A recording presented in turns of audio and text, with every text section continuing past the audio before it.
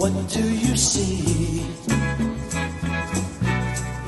The sun is rising, most definitely. Right, and the church has replaced Israel utterly as the people of God. And this is actually a malicious, at times, rumor that is told about the Catholic Church in some circles, but it's utterly false. The problem comes if you then want to say that the ethnic Jewish people, or the old Israel, if you want to put it that way, have lost their status before God. That's not something you see in the New Testament. And so that's the problem with what's known as replacement theology. The new. So don't you give up now. So easy to find. I want to re-Judaize Catholicism. In many parts of the Protestant movement, there's a desire to de-Judaize the operation. Catholicism lifts it up. One thing I feel really strongly about is it's the re-Judaizing of Catholicism that is evangelically so important. Precisely when you divorce Catholicism from Judaism, you get these distortions of Jesus so common today. Crystal blue persuasion. It's a new vibration. It doesn't want to leave it behind. That's why the permanence of the covenant made Israel so important. This covenant's not been violated. God can't say no in the great covenant he made. It has permanent validity. And that's important for our theology, for our liturgy. I was just going to ask you about that, because for a long time, a dominant strain of Catholic thought was replacement theology, the idea that the Jews had sort of been left behind and that the new covenant had been made with the folks who followed the new church. Where does that stand right now? I mean, what does the Catholic Church think of the idea that the Jews have sort of been superseded in history? We're against supersessionism. We're in favor of, go back to Paul's line. That's the one to me that sums it up. Christ is the yes to all the promises of Israel. So you don't understand him apart from Israel. He's the fulfillment of Israel. We've been grafted onto the branch of Israel. All of that. That's not supersessionism. It's a fulfillment theology. It's a fulfillment of the covenant theology. But the covenant made to Israel remains a valid covenant for that reason.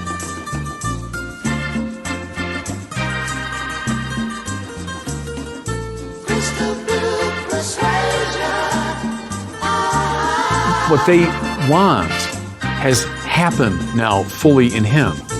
That's why, the great scene of the Roman soldier piercing the side of the crucified Jesus, out comes blood and water. The blood of the Eucharist and water baptism is one way to read it, but the other way is the fulfillment of Ezekiel. That at the time of the renewal of the temple, when the Shekinah of Yahweh comes back, what will come forth from the side of the temple but water, life-giving water, for the renewal of the world.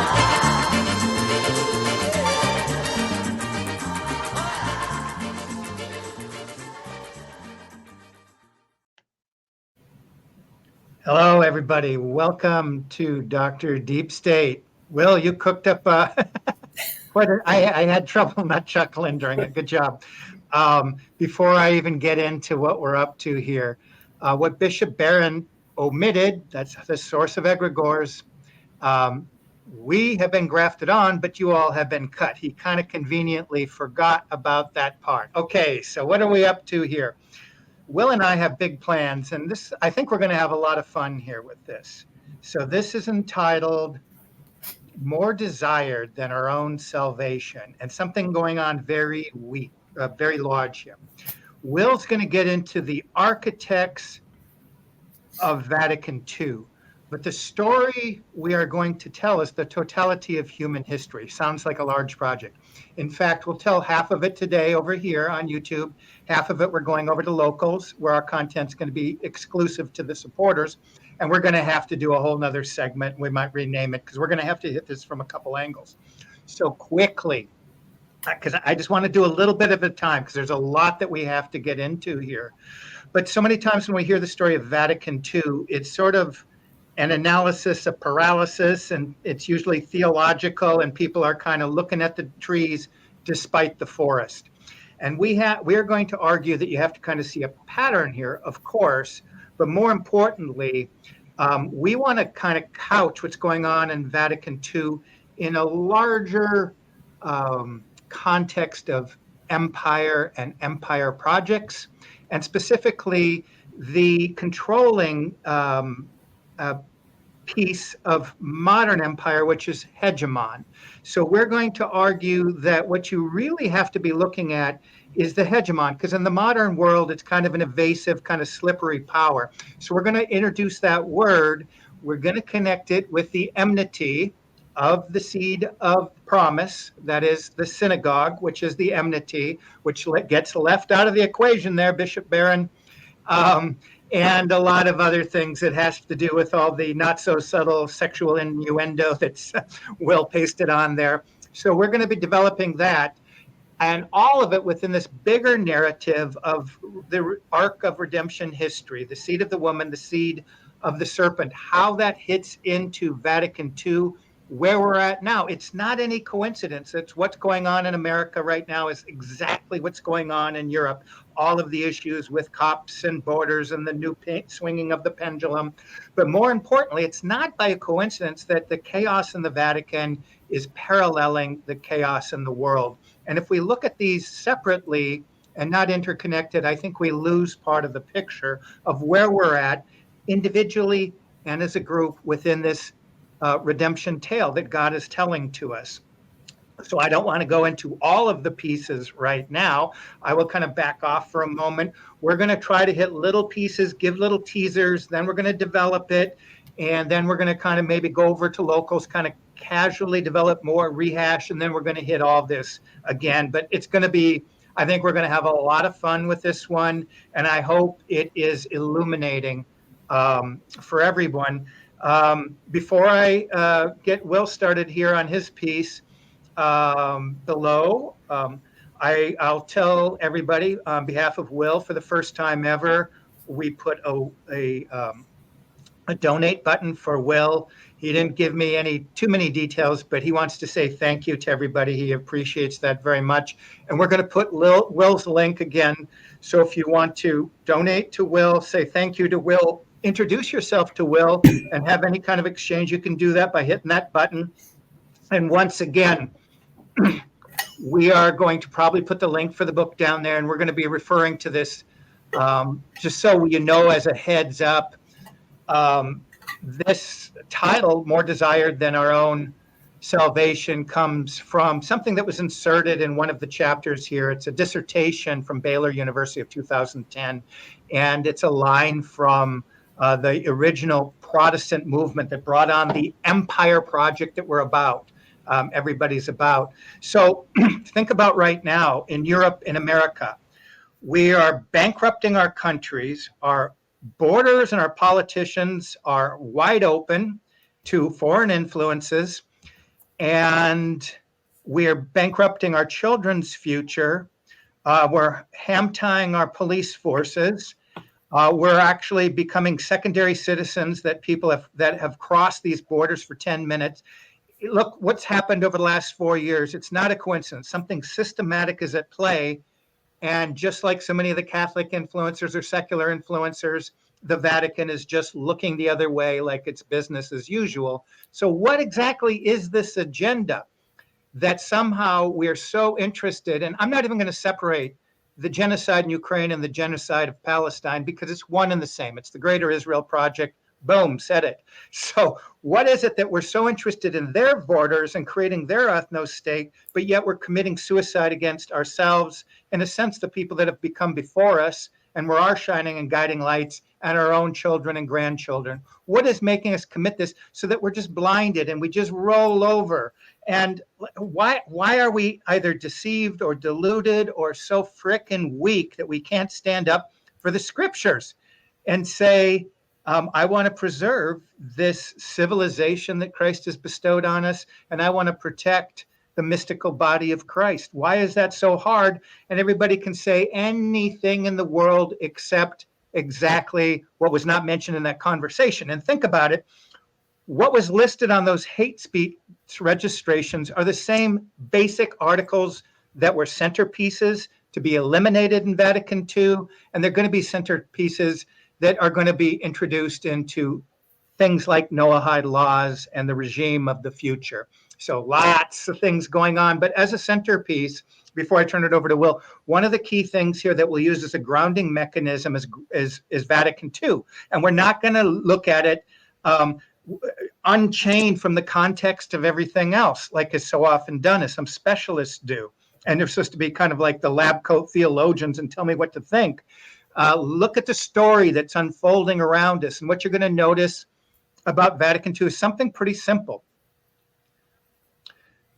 What we're going to get to when we get to more desired, like how did the Protestants and the evangelicals and the crazy Zionist Christians get on this mind bug? How did now a Catholic start adopting this mind bug? But what's going on here in Vatican II is, in a sense, what happened in the English Reformation, right? In the English Reformation, what are the three main things?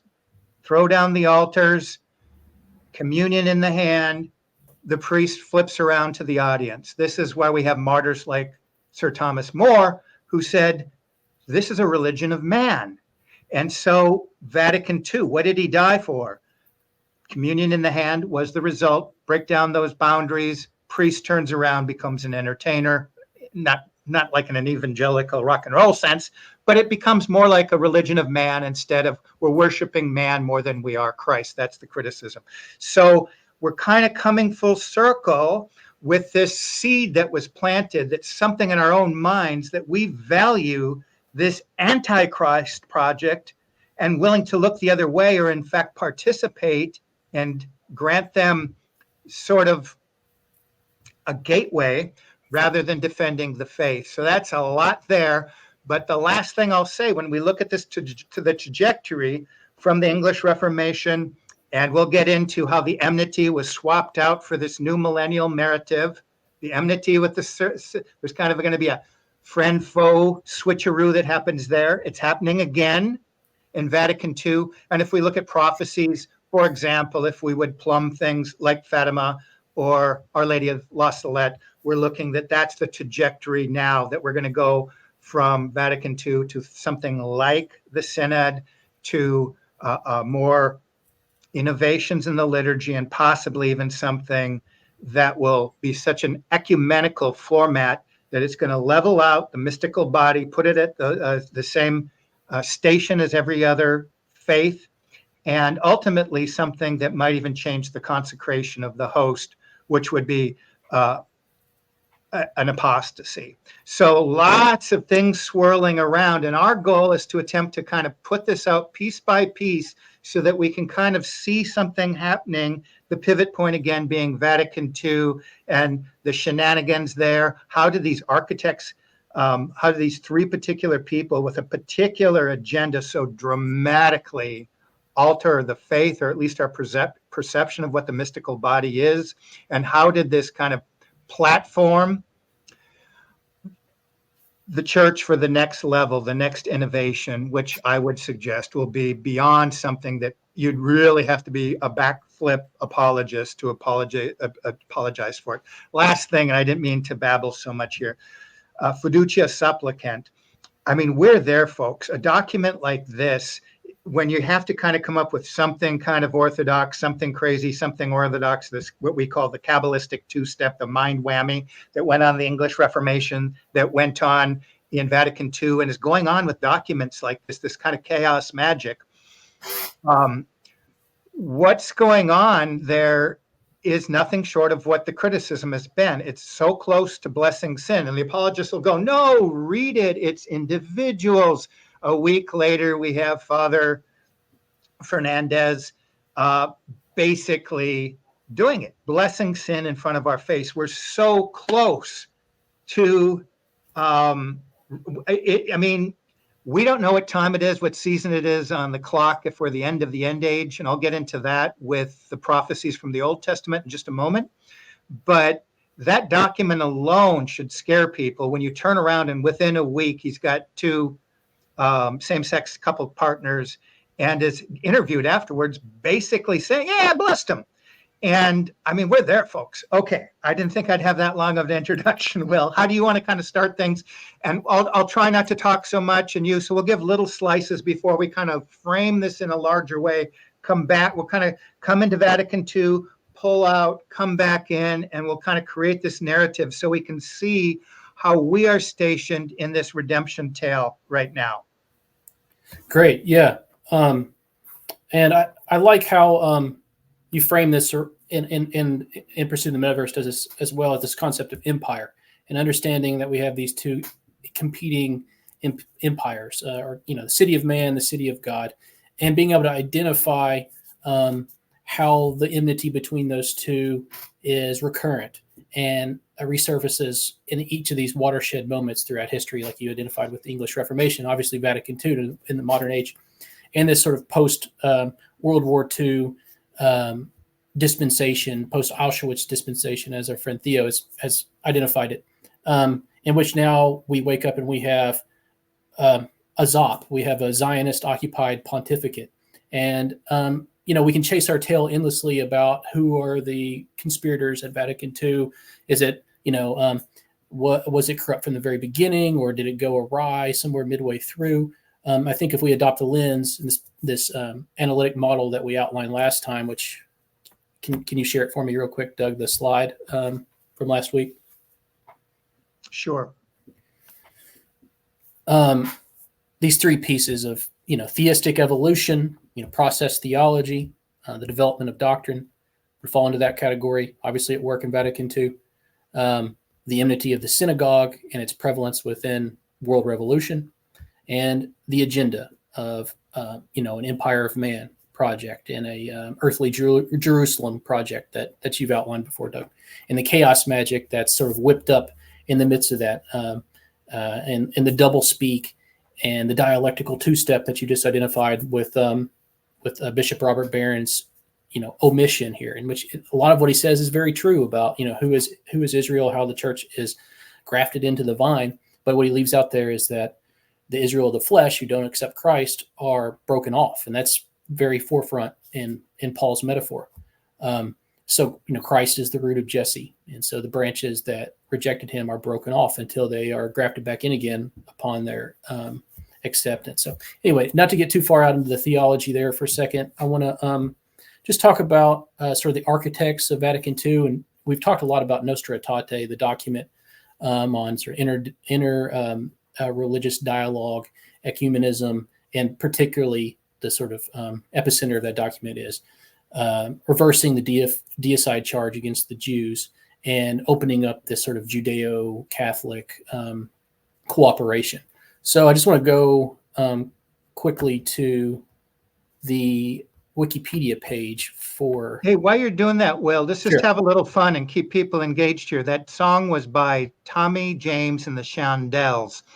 And you had, so if people want to go back and read that little blip of what, at another level that song was about, is an interesting little find there, Will. So Vatican II is happening during the 60s. It's always associated with revolution every time. Gender revolution, sexual revolution, a law in a legal revolution and criminal rights here in the States and abroad, social revolution, military revolution, everything, all kinds of revolution in the Vatican. And so we suggested last time with the video that we had, I can't remember what it was, something related with the manufacturing or the social engineering of this crisis. And I mentioned a source, like if you want a PDF, David McGowan. But yes, it's so much is engineered both in the secular world and in Vatican II at the same time to put us in this kind of twirly mood, or some people have called it the weaponized anthropology. We can't get into everything. But why don't you quickly just tell us, Tommy James, what did he say? We might think it's about getting groovy and dancing and dropping some drugs, but what's the other level? It's a little Shekinah. It's just that the blue, crystal blue light is a reference to the book of Ezekiel and the sort of messianic vision of the Shekinah returning to the temple in this blue light. And so he wanted to call upon that image as like an annunciation of this new age of world peace and brotherhood, and sort of the whatever the three tenets of Freemasonry fraternity, equality, fraternity. I forget the other one. Anyway, I should know that better. But right at the same time, we're talking about sympathy for the synagogue. Right. And I mean, these are the same time Anton LaVey's creating his Church of Satan, getting the thumbs up from the Mossad over there, all this fun stuff, Rosemary's Baby, all happening at the same time. Okay, so that's one of the reasons we kind of wanted to go to that time of revolution in the air. Because the Reformation was in fact a revolution. There's a revolution here.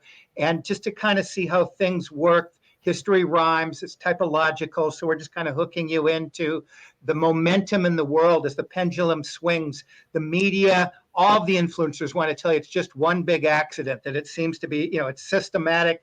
I mean, if you look back, step back and say it's systematic, then you're going to see the pattern. The serpent wants to keep you in the loop, looking at the immediate, emotionally connected with the drama in front of you, the revolution. Fancy word, the immunization of the eschaton is when you kind of take these things that are set apart and you have this desire to participate in the political or the revolutionary. And sometimes it's a righteous want, like a lot of us right now want to get things right in Europe. And so it's hard not to get sucked into this mimetic energy. And look, you guys can vote however you want. I'm just going to remind you that a lot of this stuff is being manufactured, a lot of our world. So when I talk about the hegemonic power, what I'm going to suggest is we don't like to say we've been brainwashed, but we're all products of colonization. And there was the English Empire, there was the Spanish Empire. I'll get that in a moment, but our minds have been colonized. And that creates a lot of parasites or bugs. So sometimes we've got to kind of cleanse ourselves of some of those to really get back to our spiritual destiny that God has ordained for us. I'm sorry, Will, go ahead. Yeah, I put a screen share up on the doc here. Can you approve it for me?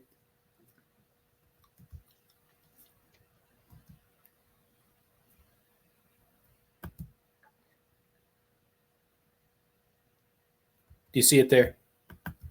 What do you have, Will? I said I have a screen share. I want you to oh, I'm sorry. Yeah. It slipped up on me. That's okay. See if I can zoom in on this. So this is the Wikipedia article on Nostra Aetate, the document from Vatican II, or the Declaration of the Relation of the Church with Non-Christian Religions, signed by Pope Paul VI.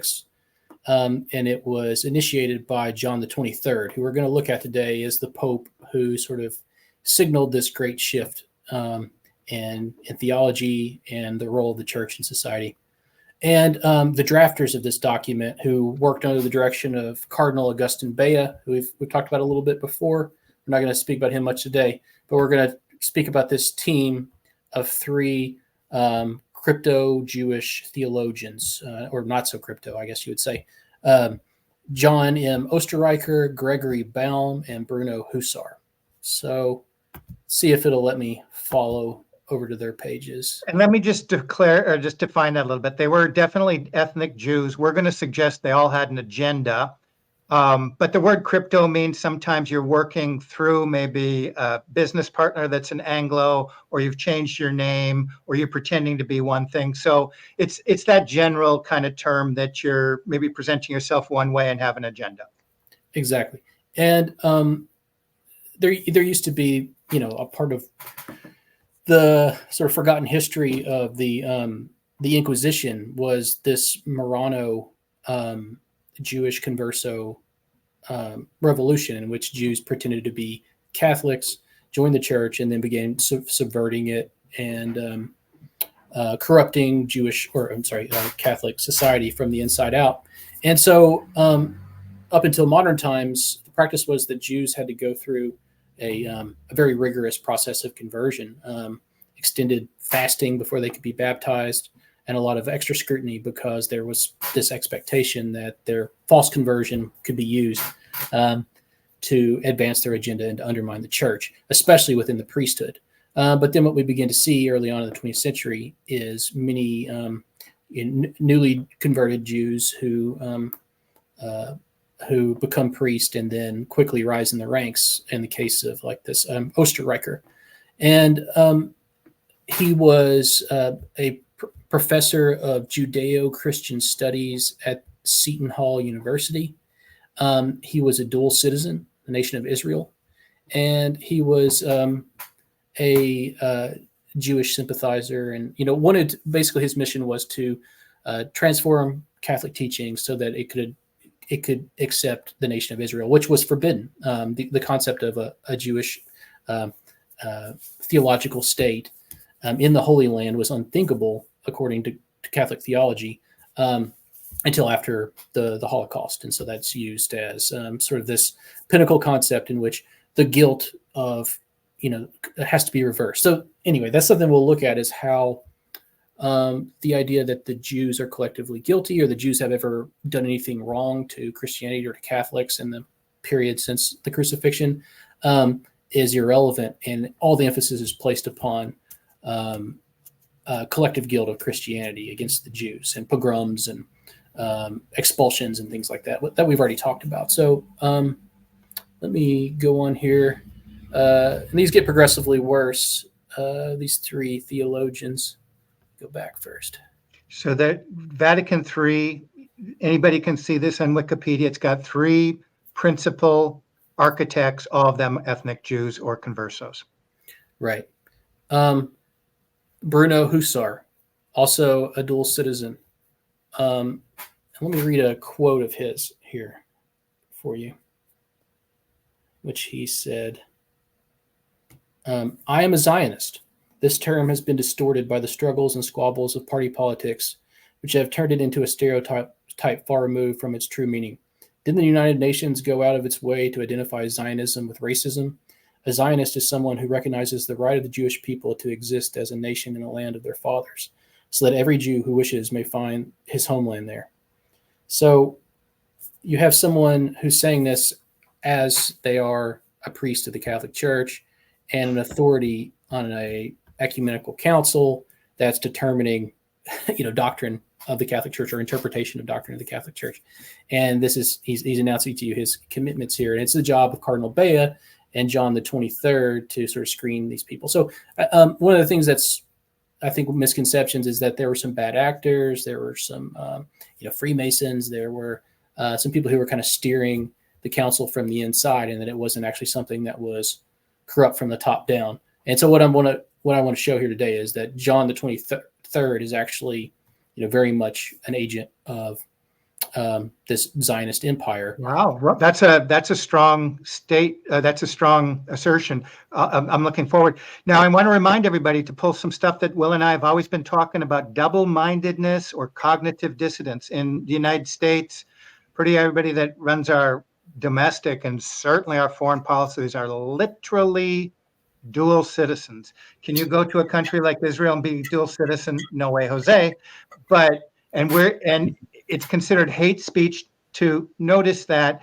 And likewise, so we have this in the secular world simultaneously. What's going on, that people are serving two masters here. One, which Catholics have been proscribed in thinking that there should be a state, a legitimate state theologically over there. Yet we have people in the highest positions of power now saying, I'm serving two masters. That's double thinking. That's the source of these mind parasites.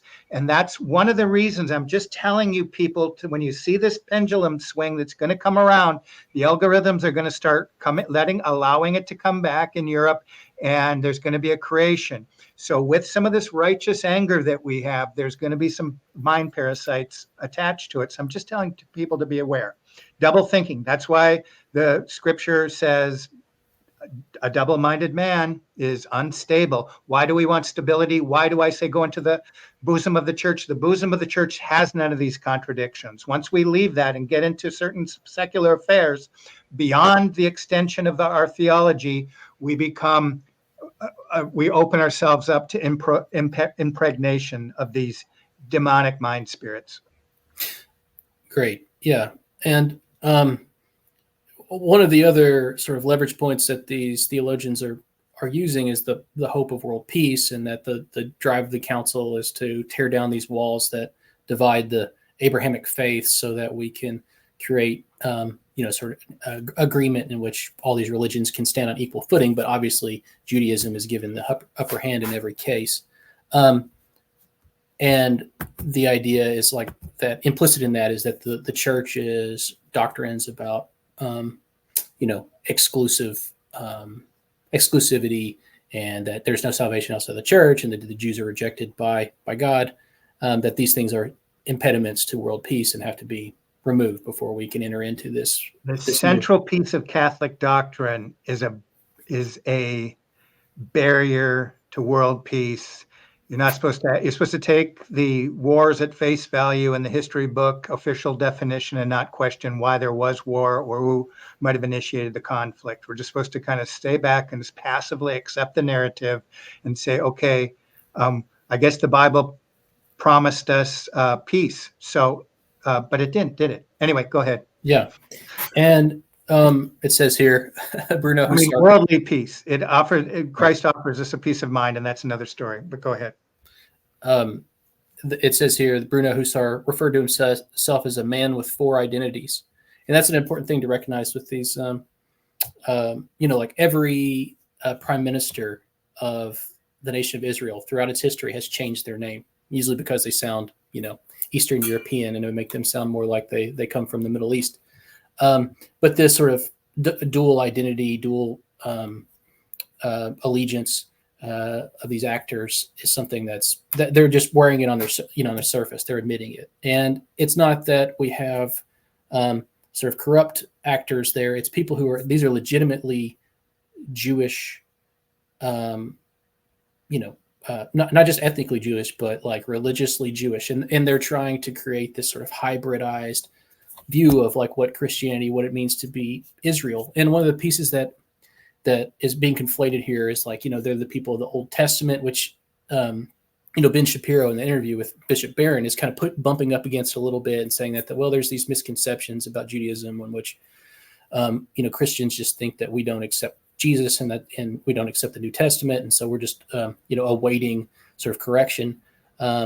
But what Judaism is actually a very modern religion that is a reaction to the fulfilled covenant of the church and the new tipple cult and this new system of corporation of in the mystical body. And so that has to be sort of manufactured and recreated within a Jewish context. And so it's actually a much newer, younger, and reactionary religion than Christianity is. So if we're talking about returning to the Judaist roots or re-Judaizing Catholicism, as Bishop Barron is saying there, all we're doing is just subverting the truths of the faith and cutting ourselves off of the branch of the true Israel. So anyway, I want to move on. Yes, it was born in Gnosticism. It was born in first century Gnosticism. Right. And in the Canaanite traditions that you were talking about recently. And this is the most important of these figures. There's no picture of him here. We had a picture of him in the introduction in his book. This is Gregory Baum, who is, obviously a Jewish convert from Berlin, German, involved in the Frankfurt School, friends with Horkheimer and Adorno, and an open homosexual. So here, and he's was referred to as being a prophet of Vatican II, in which he worked on drafting over half the documents. The first draft of Nostra Aetate he wrote solely by himself, and he was handpicked by Cardinal Bea and John the 23rd to write this document. Who's this? And a little bit of a background, isn't it? The agenda of Vatican II, two other historical times in the 20th century, they tried to bring these people together for such a meeting, and they failed. The church wasn't ready for it. And finally, by the climate of the revolutionary times, post-World War II times, finally Vatican II, it stuck. So there had been other attempts by the same actors or same combination of actors. And one of the stories is one of the conversos that you're talking about of the three architects. Once Vatican II was achieved, they just took off and left the faith. Is that true? Yeah, this is Gregory Baum, and he left it to practice openly as a homosexual, but he admitted to be involved in homosexual activities even during. And wasn't he engaged in orgies while he was writing and implementing Vatican II? I've heard that. It might be hearsay. Okay, I don't want to cast But, dispersions. According to Gregory Baum, he said John the 23rd wanted a document on the Jews because he was profoundly scandalized by the anti-Jewish rhetoric in the Catholic tradition. I came forward after everyone left and said I have some experience in the area. So here's another quote by Gregory Baum, and he was also a activist for gay rights, and particularly gay rights within the church, sacramental rights for homosexual marriages, pseudo marriages. He says, "I've asked myself if there is a special meaning in the homosexual condition. God creates the great majority of human heterosexual and only a small minority homosexual. Is there a special task associated with the condition of the latter? Since they are an oppressed minority, aware of the hypocrisy of society and the damage done by the dominant culture, I have suggested that gays and lesbians are intended to extend solidarity to all marginalized groups and demand greater justice, because homosexuals are largely invisible in society. Their prophetic vocation will have a cultural impact and support the struggle for human emancipation." So, this kind of liberation theology, the, attention to the marginalized and the oppressed and their sort of messianic role within the broader culture. And it's availed, that's the way that they refer to the Jews as well, because of their status as the oppressed minority. They have these sort of, this particular prophetic vision, that allows them to see society differently and transform it. But yeah, what else did I want to say about Gregory Baum here? Do you have anything there, Doug? Yeah, well, I was going to say really quickly, I dropped a video on Locals yesterday with an interview with Judge Napolitano, and it's mentioned in there, by definition, Zionists are supremacists, by the very definition of it. So that's a mindset you get, an entitled mindset, everybody else is lesser, and so forth. So this guy's thinking that homosexuality is also, in his calculation, a supremacist mindset. So it's not sort of surprising that a lot of these deep crypto actors are homo or closet homosexuals. And so they must just really think they're flying sky high above everybody else in their world. Right. And as you see, Father James Martin, the current, most notable and visible activist for gay rights in the church, who's Pope Francis just wrote the introduction to his new book. He's admitted to be an ethnic Jew. Bishop Robert Barron obviously has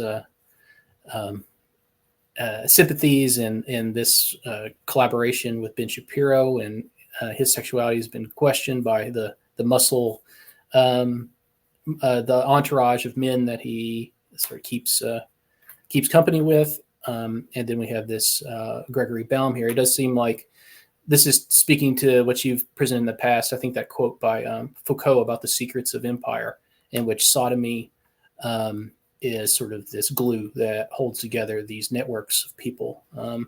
Something I've been thinking about posting on the Locals page is the Kay Griggs interview, in which she talks about within the CIA and American, military intelligence circles, how homosexuality is used as this way to sort of corrupt and manage. Absolutely. And we'll get this in more of a chit chat format, because I think people probably like talking about this kind of, how sodomy rules the world kind of thing. But one of the empires that were invariably attached and affected the rest of the world, at least in its hegemonic reach, and I'll start defining those terms, but the city of London, the powers that really be over there, when they wanted to create the English Empire, they created this sort of class. They wanted to create a bureaucratic class, and it was these people, they would call it the public schools, or the private school system, Americans would say the boarding school. See, Marxist system, they want to kind of take the children away to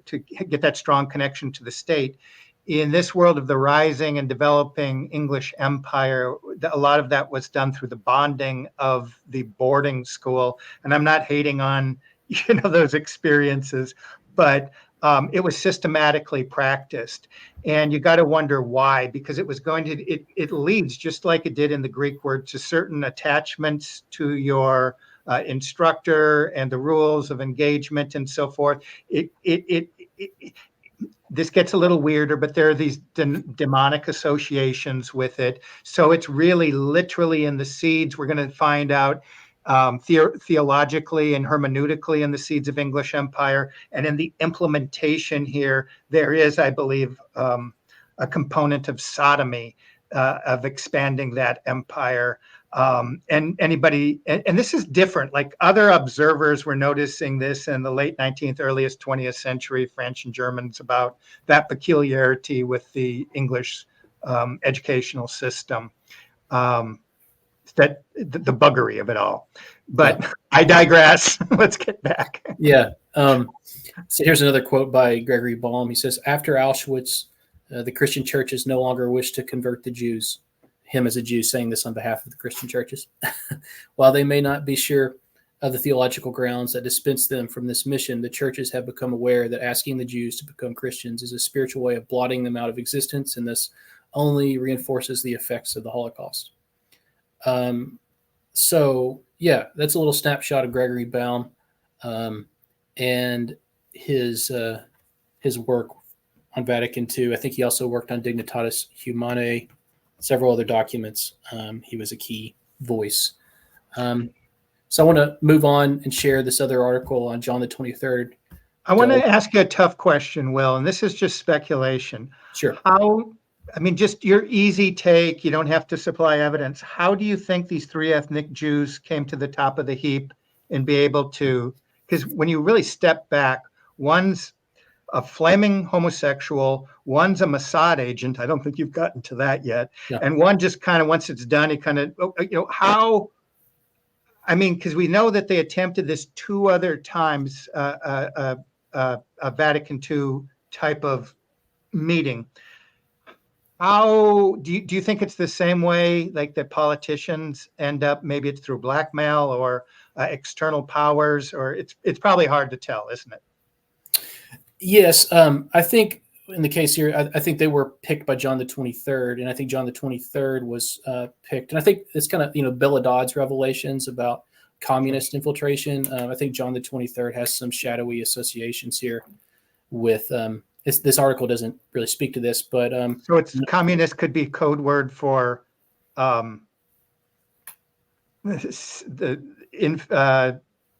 ethnic Jewish sodomites, synagogue of Satan. Right. There might be some overlap, there might be some connection, but we usually use the word communist, but that's got a lot of other linkage to it. But at any rate, let's keep going. Yeah, and back to what you're saying about empire and identifying the hegemonic actor, if we just limit it to, the nation of Israel and Zionists, we miss out on this other sort of ethnic Jewish enterprise, messianic enterprise of communism.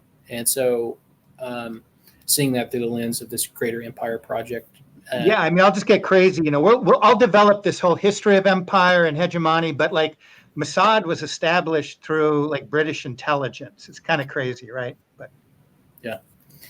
So back to your question.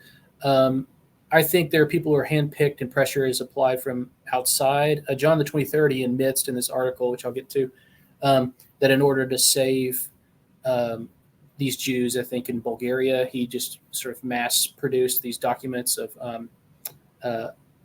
baptismal records for them so that they could appear as Christians, so they wouldn't be expelled. And this is a deep project, probably intergenerational, possibly an extension of the Sabbatine-Francus project, but it looks deep and intergenerational from what you're describing. So if he's just blanketing out, issuing false baptismal documents, who knows if those could be retained and used and shown as proof of conversion by people who are working for, the communists, the Soviet Union, or the Mossad or whatever. Let me get into this article though. Okay. So this is from Inside the Vatican magazine, which is sort of a traditional Catholic publication. They post a lot of interviews and exclusive pieces with Archbishop Vigano, But this is a piece by a contributor, which is praising John the 23rd, the Pope who declared the council in 1961, I believe, and then died in 1963 in the midst of it, and and praising him for his support of the Jews and changing church teaching on the Jewish question. So let's get into it here. On July 5th, 2013, Pope Francis made the decision to approve sainthood for two of his predecessors, Pope John Paul II and John the 23rd. The formal ceremony of elevation is scheduled to take place on Divine Mercy Sunday, April 27th, 2014. In order to be named a saint, two miracles must be proven. Pope Francis approved sainthood, even though the Vatican was unable to determine a second miracle which could be contributed to John. Vatican spokesman Reverend Federico Lombardi explained that the move to approve the canonization was made despite the absence of a second miracle. It was the Pope's will that the sainthood of the great Pope of the Second Vatican Council be recognized. So already off the bat, if you're one of these people who's claiming Pope Francis as an anti-pope, but you believe in the beatification of Pope John Paul II, I think that's a problematic position. But it goes on. It says, there was in fact a second miracle that occurred during John's papacy. That miracle was his decision to completely reframe the relationship between Catholics and Jews. So this is, would be an example of a political miracle, one of the Schmittian state of exceptions that he called after Vatican or after World War II. Let's move on here a little bit.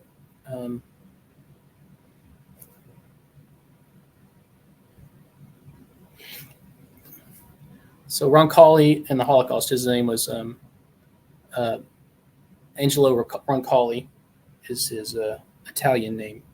It says, during the tragic years of what we now know as the Holocaust, Roncalli rose to historic heights. It's particularly fitting that he will be proclaimed a saint on Yom HaShoah, the day of Holocaust remembrance established on a fixed date each year by the State of Israel. So it's on Divine Mercy Sunday, which also happens to be on Holocaust Remembrance Day, in which he's being beatified. That's interesting.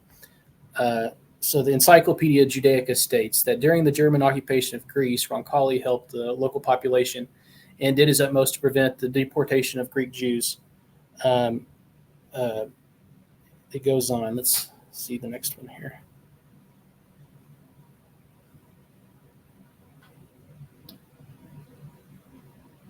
So off the bat, you can see, his sympathies.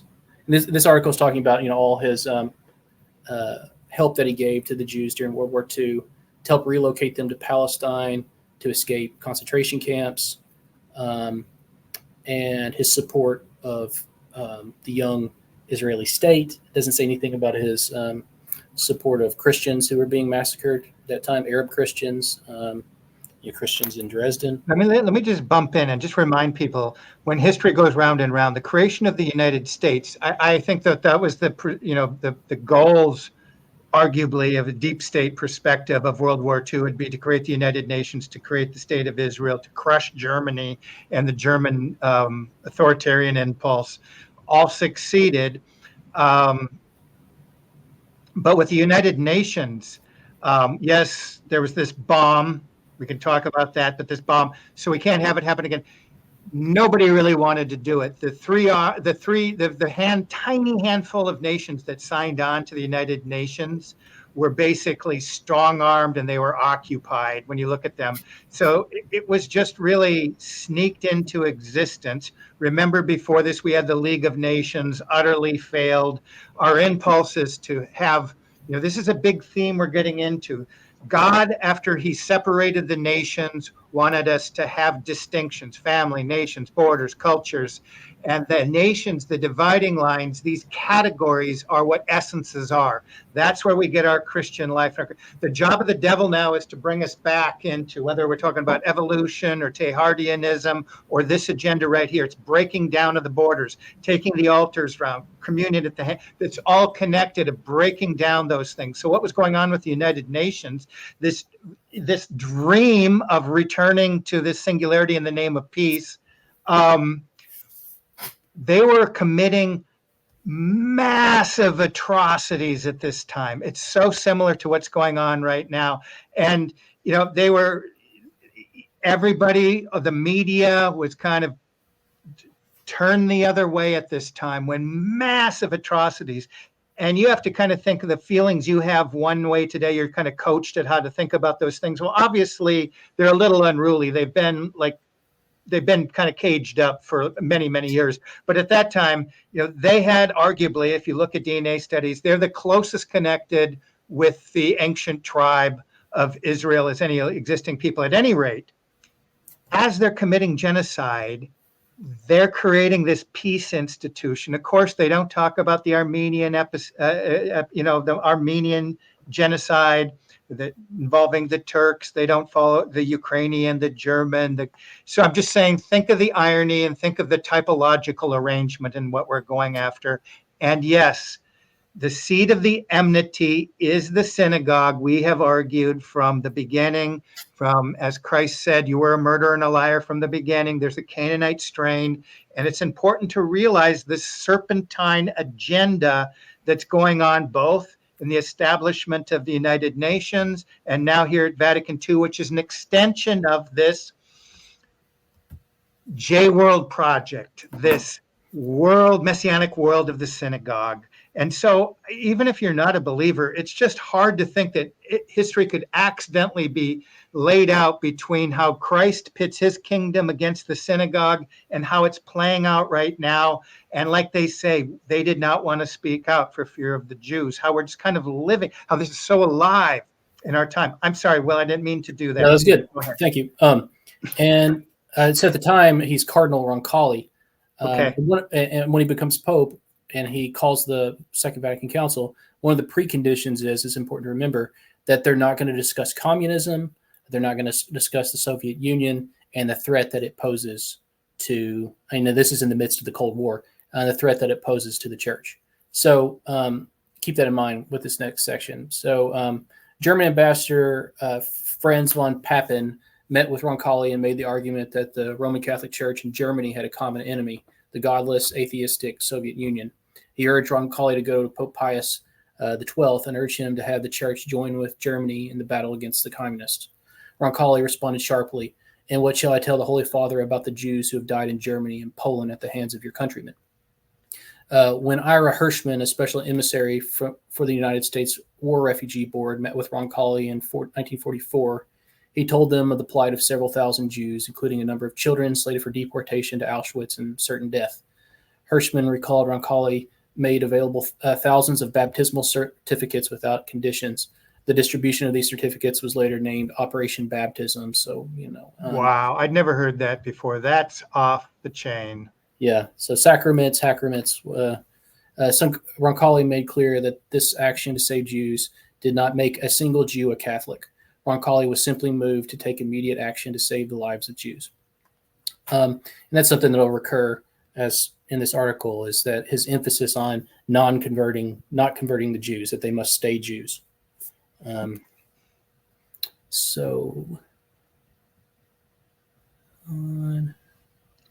Sorry, I wasn't able to highlight these.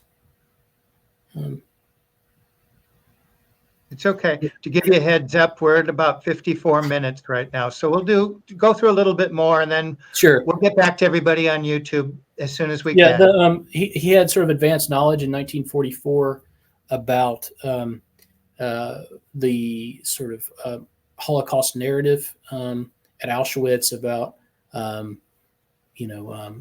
crematoriums and gas chambers, and he had the whole narrative kind of already worked out at that time, which struck me as kind of odd because it seemed like that wasn't really discovered until after the war by the Soviets. So it seemed like he had some sort of connection there. Yeah, it took more than a decade to sort of start really manufacturing the tale.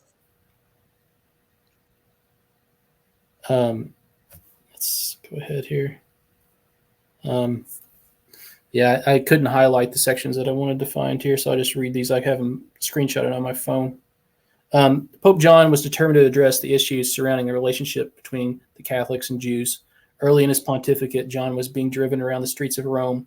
He suddenly instructed his driver to stop the car in front of the main synagogue. It was Saturday, the Sabbath of the Jews.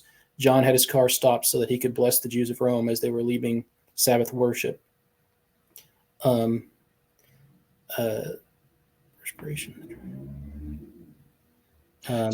Will, just to kind of get into more speculation, you've looked at this for the last few years off and on. It's been a subject that's interested you.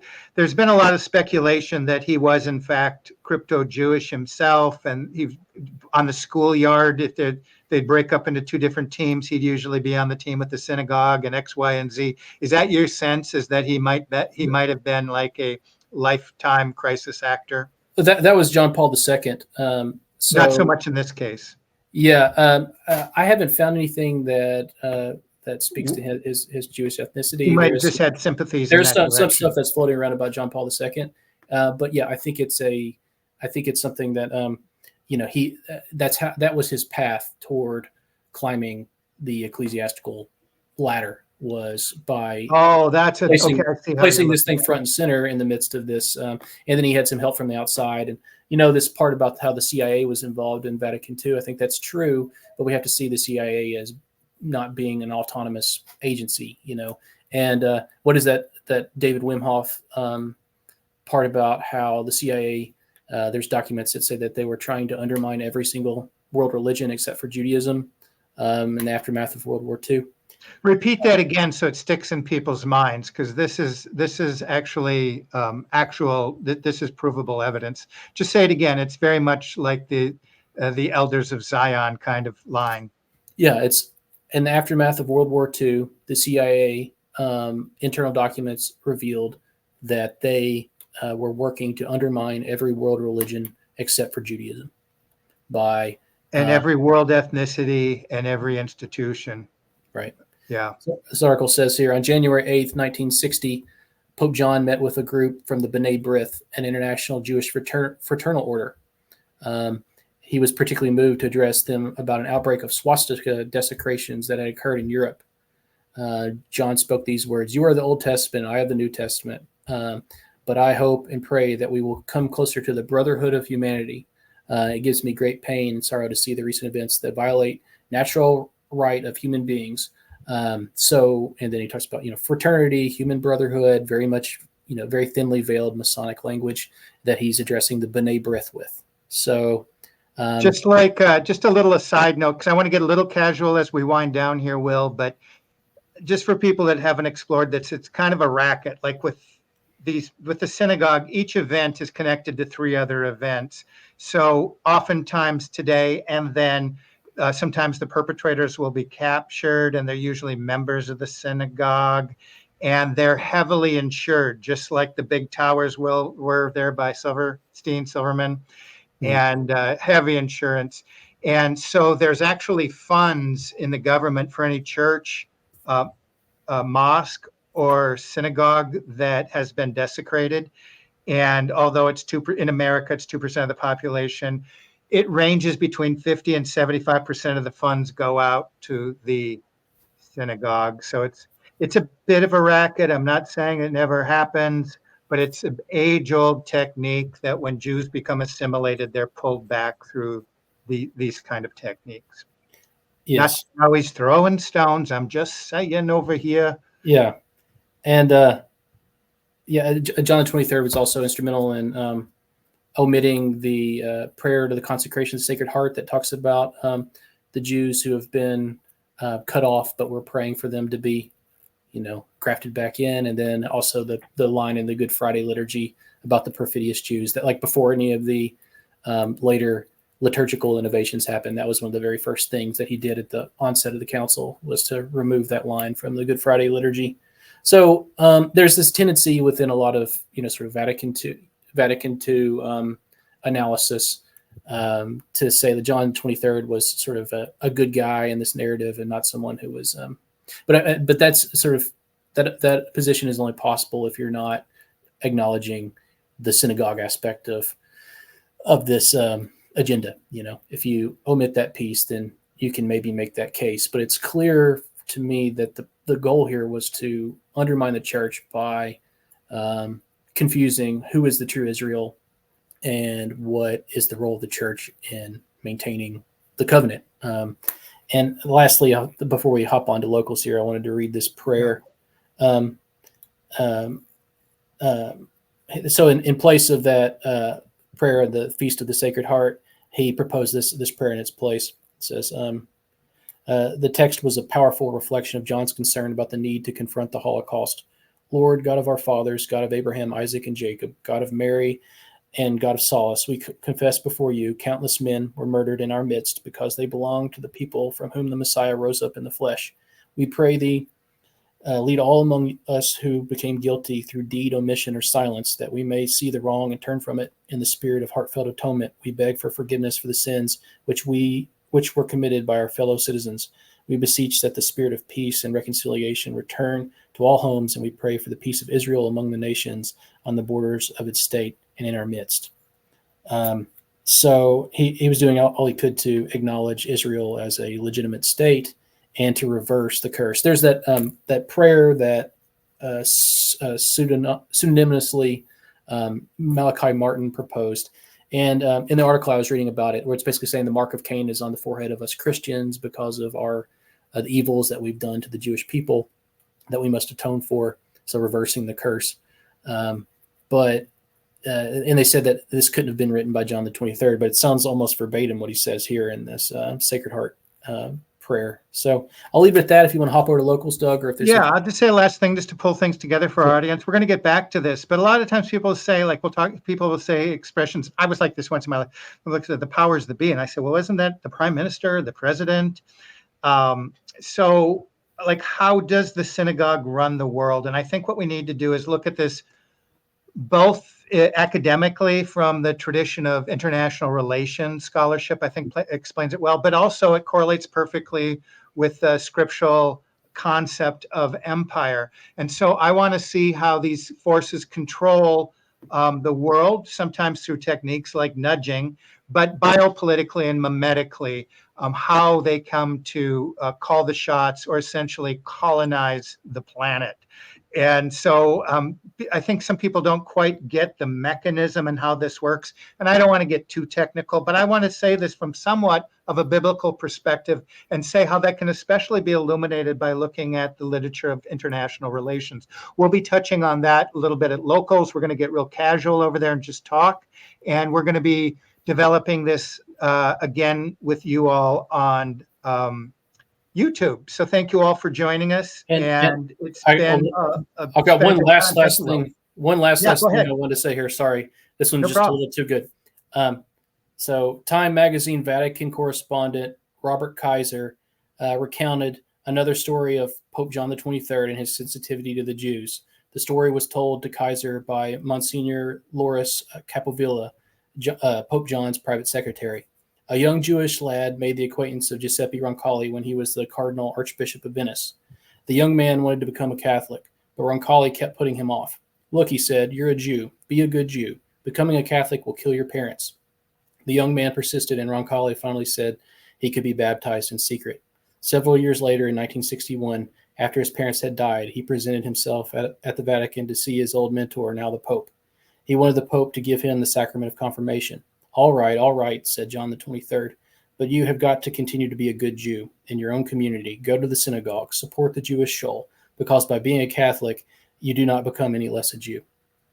Okay, if nobody understands, why do we hit on this? It's our love for the mystical body of Christ. What was the attitude, the recognition of the enmity when Christianity was birthed and the people were willing to be, the blood of the martyrs, starting especially with Saint Stephen.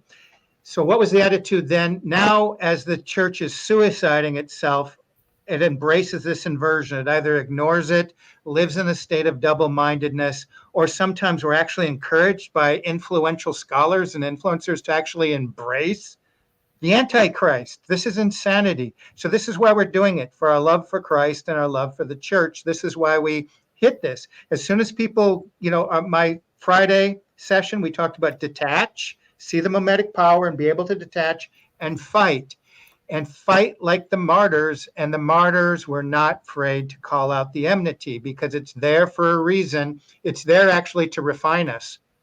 But if we're just going to say, why is all this stuff happening in the church as we're cozying up? And like, look what's actually happened now with these last several popes. And it really does make you kind of just recognize that, as Our Lady of La Salette said, the preservation of the faith will have to come from the lay people. And I think that's where we're at right now, unfortunately. But I'm going to say goodbye to everybody. And Will and I are hopping over to locals.